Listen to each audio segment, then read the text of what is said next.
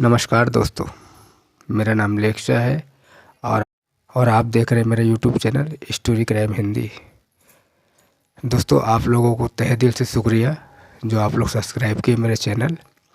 और आज एक बहुत बड़ा दिन है दोस्तों। आज हमारी मीना का जन्मदिन है, तो वो ये बोला है कि आप लोग सभी ज़्यादा से ज़्यादा सब्सक्राइब करें, लाइक करें, शेयर करें। आज जन्मदिन है दोस्तों, आज कम से कम एक सब्सक्राइब तो बनता है। चलो आओ जानते हैं नया स्टोरी और चलते हैं हमारे स्टूडियो में। धन्यवाद। मेडी के मर्डर की जिम्मेदारी ली 22 को राजस्थान के सीकर में रोहित गोदारा ने राजू ठेहट नाम के गुंडे का मर्डर करवाया। उसके मर्डर के बाद शेखावाटी इलाके में लॉरेंस बिश्नोई का गैंग एक्टिव हुआ। बिश्नोई गैंग ने इस इलाके के व्यवसायियों से पैसा लेना शुरू कर दिया, लेकिन इनमें से बहुत सारे बिजनेसमैन सुखदेव सिंह गोगा मेडी के करीबी थे। लिहाजा गोगा मेडी के छोटे भाई मंजीत पाल सिंह एक्टिव हुए। वो लॉरेंस बिश्नोई गैंग की मांग से भड़के बिजनेसमैन के साथ खड़े हुए। इधर रतनगढ़ के एक प्रॉपर्टी डीलर महिपाल सिंह के पास व्हाट्सएप पर एक मैसेज आया। ये एक वॉइस मैसेज था जो 8 दिसंबर 2022 को भेजा गया था। जब महिपाल सिंह ने मैसेज पर प्ले का आइकन क्लिक किया तो उधर से आवाज आई, मैं रोहित गोदारा हूं, 15 दिसंबर तक 50 लाख रुपए जुटा लो, वरना तुमने सीकर में देखा ही है कि क्या अंजाम होता है। अगर भविष्य में काम करना चाहते हो तो तुमको पैसा देना होगा। पर एक फोन आया। फोन उठाने पर दूसरी ओर से आवाज आई, मैं रोहित गोदारा बोल रहा हूं, बस हाँ या ना में जवाब दे दो, हम दोबारा फोन करेंगे नहीं। लेकिन इस समय तक महिपाल सिंह को सुखदेव गोगा मेडी और उसके सहयोगी आनंद पाल के गैंग का समर्थन मिल चुका था। आनंद पाल को तो पहले ही राजस्थान पुलिस ने मार गिराया था। अब ये गैंग उसके भाई विक्की सिंह और मंजीत सिंह चला रहे थे। तो इन गैंग का साथ मिलने के बाद महिपाल ने रंगदारी देने से मना कर दिया। मतलब गैंग से धमकी आई है तो उसके प्रोटेक्शन के लिए भी गैंग। और इधर गोगा मेडी ने खुलेआम लॉरेंस गैंग के खिलाफ आवाजें उठाना शुरू कर दी। वो व्यापारियों को रंगदारी देने से रोकने लगे। इससे लॉरेंस बिश्नोई चिढ़ गया। उससे गोगा मेडी और उनकी करनी सेना के प्रभाव वाले इलाकों में अपनी पकड़ कमजोर होती दिखाई देने लगी। गोगा मेडी और बिश्नोई के बीच इस तरह अदावत की शुरुआत हुई। लॉरेंस का मकसद अब गोगा मेडी को सबक सिखाना था। उसने रोहित गोदारा की मदद से पंजाब की भटिंडा जेल में बैठे गुंडे को फोन लगाया। नाम था इसका संपत नेहरा। उससे कहा कि वो गोगा मेडी को सबक सिखाने की तैयारी शुरू कर दे। नेहरा ने हामी भी भर दी। हथियारों का इंतजाम शुरू हुआ।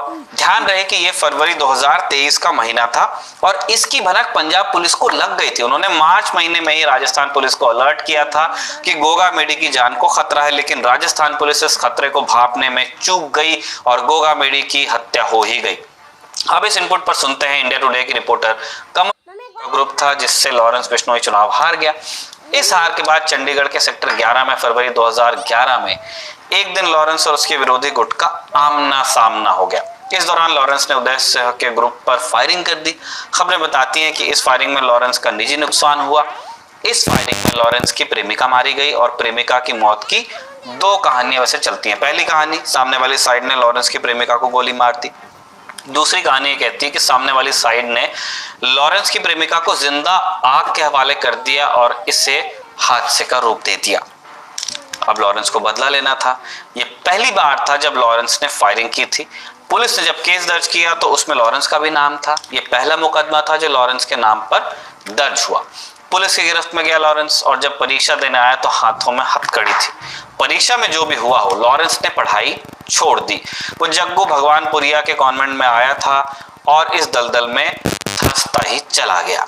लेकिन कहा जाता है कि इस घटना के काफी पहले ही लॉरेंस ने अपराध की दिशा में कदम बढ़ा दिए थे। बस घटनाओं में उसका नाम नहीं आया था। जैसे साल 2006 पंजाब के सुखना में डिम्पी नाम के एक शख्स की हत्या हुई थी। उस वक्त इस केस में रॉकी का नाम आया था। लॉरेंस रॉकी का करीबी था, लेकिन केस में लॉरेंस का नाम नहीं आया। जब 2011 में चंडीगढ़ में फायरिंग हुई और लॉरेंस नामजद हो गया तो उसकी गुंडागर्दी बढ़ गई। उसके नाम FIRs लिखी जाने लगी। नाम मुकदमे में आना आम हो गया। अब तक उसके नाम पर लगभग 5 दर्जन FIRs लिखी जा चुकी हैं। अब आते हैं साल 2011 पर। फिरोजपुर में एक फाइनेंसर के साथ लूट हुई जिसमें लॉरेंस का नाम तो सामने आया, लेकिन उस पर केस दर्ज नहीं हो सका। साल 2011 में ही उसने अपने साथी छात्र नेता पर हमला किया तो उस पर हत्या की कोशिश का मामला भी दर्ज हुआ। जेल जाने के बाद वो जमानत पर रिहा हो गया। इसके बाद फिर उससे .5 बोर की पिस्टल और कारतूस के साथ गिरफ्तार किया गया। अगस्त 2012 लॉरेंस के खिलाफ सेक्टर 34 थाने में हत्या की कोशिश, दंगा करने और कई धाराओं में केस दर्ज किया गया।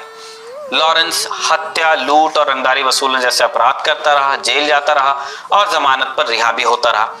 और एक बार बस बदला लेने के लिए, लाश गिराने के लिए उसने पुलिस को चकमा दे दिया। 17 जनवरी 2015 पंजाब की खरड़ पुलिस उसे कोर्ट में पेशी के लिए ले जा रही थी तो वो पुलिस को चकमा देकर फरार हुआ। दरअसल उसके मामा के 2 बेटों की दिसंबर 2014 में हत्या हो गई थी। यह हत्या गैंगस्टर रमी मशाना और हरियाणा जेल में बंद भटिंडा के हरगोबिंद सिंह ने करवाई थी। लॉरेंस इन दोनों की हत्या करना चाहता था, इसलिए वो जेल से भागा पुलिस की गिरफ्त से। वो खरड़ से दिल्ली होते हुए नेपाल पहुंचा। यहाँ उसने 60 लाख रुपए के विदेशी हथियार और बुलेट प्रूफ जैकेट खरीदी। अभी वो रमी मशाना की तलाश कर रहा था, लेकिन 4 मार्च 2015 को लॉरेंस फजील्का पुलिस के हत्थे चढ़ गया। गिरफ्तारी हुई तो पुलिस ने राहत की सांस, क्योंकि अगर लॉरेंस बाहर रहता तो गैंगस्टर मशाना और हरगोबिंद सिंह की हत्या कर सकता था। लेकिन लॉरेंस के लिए जेल एक दूसरा घर थी। वो जेल में अपना नेटवर्क बनाने लगा। फरीदकोट जेल में बंद रहने के दौरान वो फोन का इस्तेमाल करने लगा। मीडिया रिपोर्ट्स के मुताबिक उसके पास करीब 40 सिम कार्ड आ गए, जिसके जरिए वो पंजाब, हरियाणा और राजस्थान में वसूली, रंगदारी और लोगों को जान से मारने की धमकी देने के साथ ही हत्या की सुपारी भी लेने लगा। उसके पास विदेशी सिम कार्ड भी आ गए, जिनके जरिए वो व्हाट्सएप से मैसेज भेजने लगा।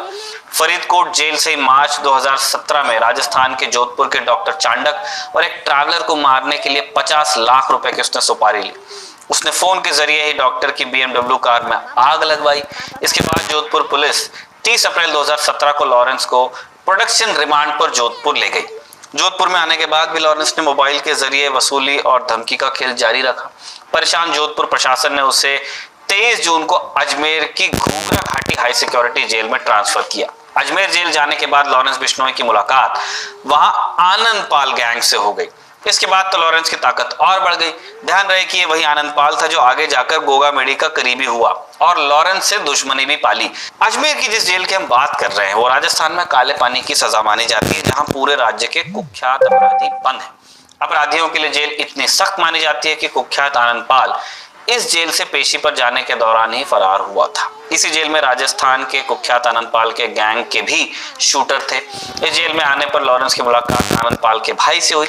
आनंद पाल के एनकाउंटर में मारे जाने के बाद आनंद पाल का गुट थोड़ा कमजोर पड़ा। लॉरेंस ने इस गुट को अपनी ताकत दी। जिस अजमेर जेल में जाने से अपराधी खौफ खाते थे, लॉरेंस वहां भी पूरी मौज में रहा। अजमेर जेल में आने के साथ ही उसके पास मोबाइल उपलब्ध हो गया। पुलिस को इस बात का पहले से अंदेशा था, इसलिए उसने लॉरेंस के नंबरों को सर्विलेंस पर लगा कर रखा था। पुलिस कमिश्नर अशोक राठौड़ के कहने पर अजमेर SP ने जेल में दबिश दी और लॉरेंस के पास से 2 सिम कार्ड बरामद किए, लेकिन लॉरेंस के पास फिर सिम कार्ड और मोबाइल पहुंच गए। इस बात की पुष्टि तब हुई जब लॉरेंस ने जेल से ही फोन करके आनंद पाल के सियासी विरोधी रहे सीकर के पूर्व सरपंच सरदार राव की अपने मोहाली के शूटर रविंदर काली को भेजकर 27 अगस्त 2017 को हत्या करवा दी। इतना ही नहीं, जोधपुर में अपनी धाक जमाने के लिए लॉरेंस ने 17 सितंबर को सरेआम अपने शूटर हरेंद्र जाट और रविंद्र काली से जोधपुर के कारोबारी वासुदेव इसरानी की हत्या करवाई। इसके बाद तो आनंदपाल गैंग के लोग भी उसे अपना सरगना मानने लगे। हालांकि पुलिस लॉरेंस के गुर्गों को गिरफ्तार करने में कामयाब रही, लेकिन लॉरेंस ने फिर से नए लोग इकट्ठा कर लिए। जेल से जो भी जमानत पर बाहर जाता वो लॉरेंस का आदमी बनता और उसके लिए ही काम भी करने लगता। लेकिन जो आनंदपाल अब तक लॉरेंस का दोस्त था वो अब दूर जाने लगा। साल 2017 तक वो जेल से बाहर आकर अपने स्तर पर वसूली करने लगा था। वो सुखदेव गोगामेडी का करीबी हो गया, राजपूत पॉलिटिक्स में उतर गया। तब साल 2017 में ही राजस्थान पुलिस ने मुठभेड़ में उसे मार गिराया। मुखबिरी में नाम आया लॉरेंस बिश्नोई का। कहा गया कि आनंदपाल सिंह ने बिश्नोई से दूर जाने की कीमत अपनी जान देकर चुकाई। जेल में बैठकर अपनी आपराधिक सत्ता चला रहा लॉरेंस बिश्नोई पुराने मामले की सुनवाई के दौरान 5 जनवरी को राजस्थान के जोधपुर में पेशी पर पहुंचा। पेशी से लौटने के दौरान पुलिस की जीप में मीडिया के लोगों ने उससे जुड़े मुकदमों पर सवाल किया। इस दौरान उसने कहा कि उस पर लगे सभी मुकदमे गलत हैं और पुलिस उसे फंसा रही है। इस दौरान लॉरेंस ने कहा कि पुलिस क्या है, जो हाथ आ जाता है उस पर आरोप लगा देती है। आज मुझ पर लगा है, कल कोई और पकड़ा जाएगा तो उस पर आरोप लगा देगी। मैं तो एक स्टूडेंट हूँ, मेरा आपराधिक मामलों से कोई लेना देना नहीं है। अपराध क्या होता है ये तो जब सलमान खान को यहीं मारूंगा तब पता चलेगा। लॉरेंस की भाषा है ये। जब अभिनेता सलमान खान का नाम काले हिरण के मर्डर में आया तो लॉरेंस ने इसका बदला निकालने की सोची। चूंकि बिश्नोई समाज काले हिरण की पूजा करता है तो हत्या होने पर खून के बदले खून का सिद्धांत लगाया गया और धमकी जारी कर दी गई।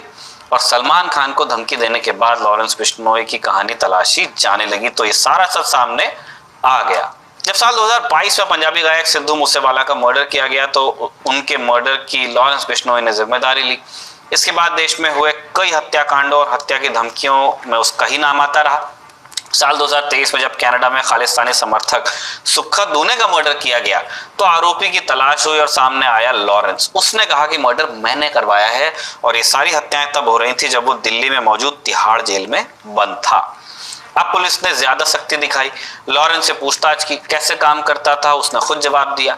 उसने अपना जाल ऐसे फैलाया कि वो जेल के अंदर रहे या बाहर उसका काम चलता रहता था। वो देश की किसी भी जेल में रहा, उसने उत्तर भारत के कारोबारियों से करोड़ों की वसूली की। कभी राजस्थान के कारोबारियों से, कभी चंडीगढ़ से कम 10 क्लब मालिकों से, कभी अंबाला के मॉल मालिकों से, कभी शराब कारोबारियों से और कभी दिल्ली और पंजाब के सटोरियों से भी करोड़ों की उगाही की।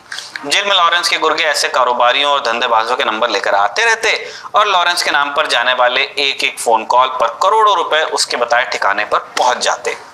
उसने बड़े बड़े क्राइम सिंडिकेट और गुंडों को अपना गुर्गा बनाए रखा हुआ है। इसमें गोल्डी बराड़, काला राणा, गुरलाल बराड़ और काला जेठड़ा जैसे गैंगस्टर अक्सर ऐसे नंबर्स लॉरेंस को मुहैया करवाते रहते हैं। इनमें गुरलाल बराड़ का कत्ल हो चुका है लेकिन बाकी गैंगस्टर्स की ओर से ये सिलसिला अब भी जारी है। अब ये कमाई का जरिया हुआ, ये खर्च कहाँ होता है? हथियारों पर। लॉरेंस के गुर्गे और खुद लॉरेंस सालों से अपने गैंग के लिए हथियारों की तस्करी करते रहे हैं। उसने कबूला है कि साल 2018 से 2022 तक उसने यूपी के खुर्जा से अपने करीबी गैंगस्टर रोहित चौधरी के मार्फत आम सप्लायर कुर्बान चौधरी और शहजाद से 2 करोड़ के हथियार खरीदे। इनमें 9mm की पिस्टल भी थी तो AK-47 राइफल्स भी। ये हथियार यूज हुए सिद्धू मूसेवाला के मर्डर में। जैसा कि आप जानते ही हैं कि बिश्नोई का करीबी है गोल्डी बराड़ जो कनाडा में बैठकर सारी प्लानिंग और काम करता है। उसने ही मूसेवाला के मर्डर की प्लानिंग कनाडा में बैठे बैठे की थी। पैसा लगाता है लॉरेंस। अब आप समझिए कि ये दोनों दोस्त काम कैसे करते हैं। मई 2022 में NIA ने दोनों के खिलाफ आरोप पत्र दायर किए जिनमें उन पर प्रतिबंधित संगठन बब्बर खालसा इंटरनेशनल और अन्य अलगाववादी संगठनों के साथ संबंध रखने का इल्जाम लगाया गया। बताया जाता है कि बिश्नोई के पास लगभग 700 शूटर हैं। शूटर्स को पैसे मिलते हैं, हथियार आते हैं सीमा पार से। बाकी कामों के लिए दिल्ली, हरियाणा, राजस्थान और पश्चिमी यूपी में बैठे छोटे बड़े गुंडे गैंग बिश्नोई के साथ काम करते हैं। जो साथ काम करते हैं वो साथ रहते हैं, जो साथ काम नहीं करते हैं उनका काम तमाम कर दिया जाता है। ये गैंगस्टर्स की भाषा है। इन सारे गैंग के टॉप लोग फर्जी पासपोर्ट पर विदेश भाग चुके हैं पहले ही। उनके साथ ही कुछ लोग अभी भी भारत की जेल में बंद हैं। भारत की जेल इतनी सुरक्षित है कि वो जेल से भी अपना काम कर ले जाते हैं। मतलब गैंगस्टर भी जेल में सुरक्षित ही है। गैंग्स फलते फूलते रहते हैं, पुलिस कहती रह जाती है कि वो कार्रवाई कर रही है। गैंग की कामयाबी और पुलिस की नाकामी का सिलसिला से बना। लॉरेंस बिश्नोई का गॉडफादर कौन है? बिना किसी की सरपरस्ती के इतना बड़ा सिंडिकेट तो चल नहीं सकता। लॉरेंस जेल में है, वो अपना कारोबार भी जेल से ही चला रहा है। जब एजेंसियों को ये बात अच्छे से पता है तो एक्शन क्यों नहीं लिया जाता? क्या लॉरेंस की दाऊद या दूसरे बड़े अपराधियों से दोस्ती है? और क्या लॉरेंस भारत की खुफिया एजेंसियों के साथ है? उसकी साठगांठ है क्या कोई? उसने कनाडा में बैठे खालिस्तानियों को मरवाया। एक तबका लॉरेंस को भारत माता का बेटा तक कहने लगा है। तो इन चर्चाओं को हवा कैसे मिलती है? इसमें सच कितना है? आपने सवाल सुनिए, अब सुनिए जवाब। लॉरेंस ने बड़ा अच्छा एक ऑपरेट करने का जो सिस्टम है, उसने अपने सारे खास गुर्गों को अलग अलग भर्तियां करता रहता है, अलग अलग जगहों पे रख रखा है। खुद जेल में है, जेल के अंदर से कमांड देता है और सारे काम हो जाते हैं। कुछ गुर्गे जो जेल के बाहर उसके काम करते करते बड़े हो जाते हैं, फिर जब पुलिस उनके पीछे भागती है तो वो देश आराम से छोड़कर और निकल लेते हैं। 2 ही जगह बचता है, एक दुबई या फिर कनाडा। दुबई से ये है कि हम चूँकि हमारी ट्रीटी है पकड़ कर ला सकते हैं। कनाडा जो है बड़ा सेफ प्लेस है, चाहे वो गोल्डी बराड़ हो या अभी जो सुखदेव सिंह मामले में जिसने जिम्मेदारी ली है रोहित गोदारा भी जो है इस वक्त 2022 में फेक पासपोर्ट पर निकल गया। उसके बारे में भी ये है कि वो कनाडा में है। तो एक गैंग या गैंग का लीडर अगर जेल के अंदर है और जेल के अंदर से ऑपरेट कर रहा है तो ये अपने आप में इसलिए भी बड़ा हो जाता है और सवाल भी उठता है, मतलब मजाक बनकर रह जाता है कि आप किसी क्रिमिनल को पकड़ोगे तो जेल भेजोगे, वो तो जेल में बैठा हुआ और सब कुछ कर रहा है, और ये सारे पुलिस, सारे कानून व्यवस्था, जुडिशरी सबको पता है। तो आप फिर क्या करोगे? उसको पकड़ के जेल ही तो लाओगे। जेल में तो सारा कुछ कर रहा है। तो यहाँ पे बेबसी, मायूसी, लाचारी यही सब दिखाई देती है। और उसकी वजह ये है जो हमारा जेल सिस्टम जो करप्ट है। अगर सिर्फ फ़ोन या कम्युनिकेशन तोड़ दें क्रिमिनल और बाहर बैठी हुई दुनिया से, तो आधा मसला तो यूँ हल हो जाएगा। लेकिन अफसोस ऐसा होता नहीं है। तो ऐसे ऑपरेशन आवर या इस तरह के शूटर और वो नहीं होते हैं। लेकिन इन जैसे गैंगस्टर जो बंद हैं, इनके बहुत सारे हर देश में हैं। तो इनका यूज़, इनको यहाँ कुछ फ़ायदा पहुँचाने के नाम पर इनको अपने साथ मिला जाता है, फिर बाकी का काम हो जाता है। ये शुरू हो गया। दूसरा, इस पर कहीं ना कहीं मीडिया की बहुत बड़ी जिम्मेदारी है, और मीडिया भी इसके लिए दोषी है कि हम किस तरीके से ऐसे लोगों को ग्लोरीफाई करते हैं। मैं जानता हूँ, मुझे बहुत सारे ऐसे लोग हैं, चूँकि मैं क्राइम जर्नलिस्ट हूँ, कहते हैं कि एक बार लॉरेंस बिश्नोई से आमने सामने मिला दो, बड़ा हैंडसम लगता है, बड़ा अच्छा है, मतलब हीरो टाइप है। तो जब मैं ये सुनता हूँ तो मैं फिर बड़ा अजीब भी लगता है कि पता है कि इसके ऊपर कितने कत्ल हैं, कितना बड़ा क्रिमिनल है, लेकिन फ़ैन है लोग। जो आपने कहा बिल्कुल सही है कि ऐसे लोगों को फॉलो किया जाता है। सोशल मीडिया तो है, उस पर तो कोई लगाम नहीं है, लेकिन मीडिया पे कम से कम लगाम है। मीडिया की जिम्मेदारी बनती है कि ऐसे लोगों को हम हीरो के तौर पर पेश न करें। लेकिन लॉरेंस का अभी तक तो कोई गॉडफादर नहीं है, क्योंकि लॉरेंस थोड़ा सा दूसरे तरीके का गैंगस्टर है। उसने आज तक कभी भी ये नहीं कहा कि मैं उसको फॉलो करता हूँ, उसको फॉलो करता हूँ, उसको फॉलो करता हूँ। वो खुद को फॉलो करता है और बाकी लोग उसको फॉलो करते हैं। सर, एक आखिरी गैंगस्टर है ना हमारे यहाँ, वो भी बड़े होशियार और चालाक हो गए हैं। वो देश और जनता का मूड को भांपते हैं अच्छी तरीके से, जैसे पॉलिटिशियन भांपते हैं। उन्हें पता है कि अपने जुर्म पर पर्दा कैसे डालना है। जब पंजाब में पाकिस्तान के बॉर्डर के थ्रू हथियार और बाकी चीज़ें आ रही थी, टेररिस्ट आ रहे थे, उस वक्त लॉरेंस बिश्नोई ने कहा था कि हम पाकिस्तान और पाकिस्तान से आने वाली इन सारी चीज़ें, ये सब हमारे दुश्मन है और हम इन्हें रोकेंगे, जो भी होगा करेंगे, क्योंकि भारत माता और सारी बातें उसने वो कही जो एक मतलब कोई भी एक सच्चा हिंदुस्तानी कहता है। तो इससे क्या होता है, मैसेज जाता है कि नहीं यार, ये बंदा तो बिल्कुल अपना देश के लिए इतना प्यार करता है, और हम उसमें होकर रह जाते हैं, उलझ कर रह जाते हैं। जबकि गहराई में अगर जाएँ तो तुम जब देश से प्यार करते हो तो फिर उन्हीं देश में रह। हाँ, तो आज का स्टोरी कैसा लगा दोस्तों? बहुत ही अच्छा ना। तो आज हमारे मीना का जन्मदिन है, तो एक सब्सक्राइब तो बनता है। प्लीज़ आप लोग सभी लोग एक सब्सक्राइब ज़रूर करें। धन्यवाद।